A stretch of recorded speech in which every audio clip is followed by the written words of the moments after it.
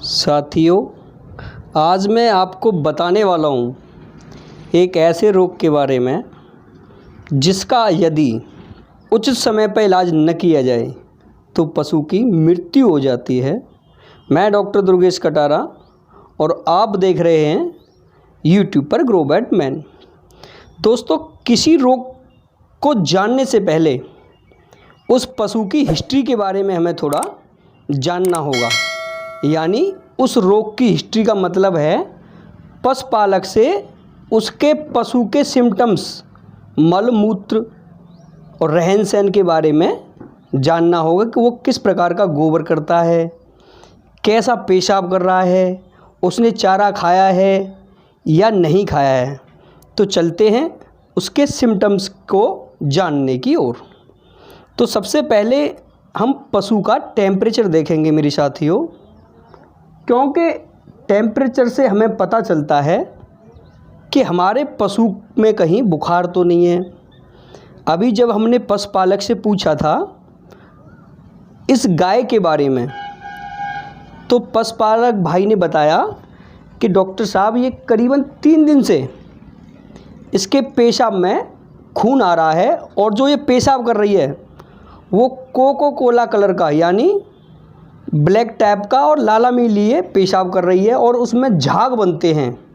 जब वो पेशाब करती है तो झाग बनते हैं और 2 दिन से चारा धीरे धीरे कम करने लगी है। अब देखते हैं इसका टेम्परेचर कितना आता है। तो दोस्तों, जो इसका टेम्परेचर है वो है 106 फ़ारेनहाइट, यानी 106 टेम्परेचर है इस गाय का। इसको बहुत ज़्यादा बुखार है।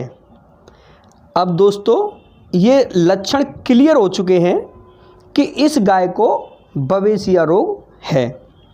यानी बवेसिया रोग के जो सिम्टम्स होते हैं मेरे साथियों, वो होते हैं बलवा येलो हो जाती है, उसके आँखों की म्यूकस मेम्ब्रेन यानी पुतलियाँ में पीलापन आने लगता है। जो वो गोबर से भी उसकी डायग्नोसिस होती है थोड़ी बहुत।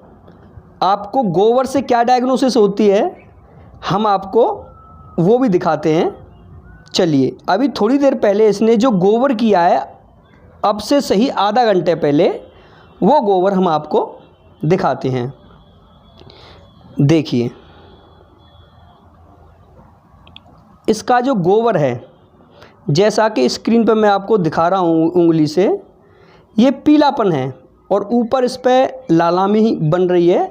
देखिए ये, और गोबर पीलापन आ चुका है। इसका मतलब है इसके खून में से हीमोग्लोबिन रैप्चर हो चुका है। दोस्तों, जो बवेसिया प्रोटोजोआ की पहचान होती है उसमें ये मेन लक्षण होता है कि गोबर पीला हो जाता है।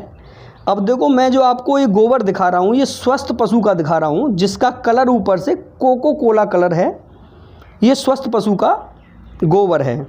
अभी जो इससे पहले दिखाया मैंने वो पीला गोबर था इसी गाय का, जिस गाय को बवेसिया रोग हो चुका है। तो मेरे साथियों, ये जो रोग है बवेसिया, ये किन कारणों से होता है, अब इसका कारण जानने की कोशिश करते हैं। तो ये जो रोग होता है ये टिक्स के खाने से या पशु के शरीर से खून चूसने से होता है, जिसे हम किलनी टिक्स या कलीली नाम से जानते हैं। दोस्तों, इसमें भी एक प्रजाति होती है। वैसे तो इसमें कई प्रजातियां होती हैं, लेकिन ज़्यादातर जो बवेसिया होता है वो वाइजेमिना नाम का प्रोटोजोआ होता है, यानी टिक्स होता है। वो जो टिक्स हमारे पशु के शरीर से जो खून चूसता है तो ये बवेसिया रोग हो जाता है दोस्तों। और जो इसके सिम्टम्स होते हैं वो मैं आपको अब बताता हूँ। पहले तो आपके पशु को इसके इन्फेक्शन से बहुत तेज़ बुखार होगा, जिसमें 105, 106, 107 टेम्परेचर फ़ारेनहाइट तक हो सकता है। साथ में पशु का बलवा येलोनेस होने लगेगा, उसकी आँखों की म्यूकस मेम्ब्रेन पीली होने लगेगी, उसका गोबर पीला होने लगेगा, अचानक से दूध घट जाएगा, पशु चारा खाना पीना सब कुछ छोड़ देगा और जो पेशाब भी करेगा वो भी दोस्तों बिल्कुल काला व चॉकलेटी कलर वाला होगा। अब चलते हैं इसके उपचार की ओर।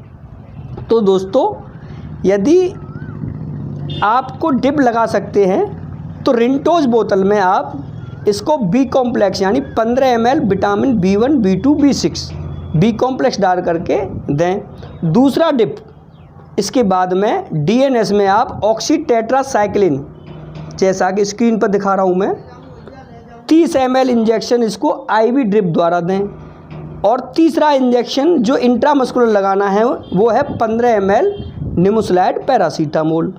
और दोस्तों 25 ml यानी वेट के अकॉर्डिंग डाइमेजिन एक्यूरेट यानी बेरनिल RTU 25 ml यानी 25 ml इंट्रामस्कुलर दे सकते हैं। अब चलिए चलते हैं आपके सामने इंट्रामस्कुलर इंजेक्शन लगाने। देखिए 15 ml निमोसलाइड पैरासीटामोल इसको हम इंट्रामस्कुलर देंगे और साथ में दूसरी तरफ बेरिनिल RTU यानी 25 ml यानी 25 ml इसको इंट्रामस्कुलर देंगे।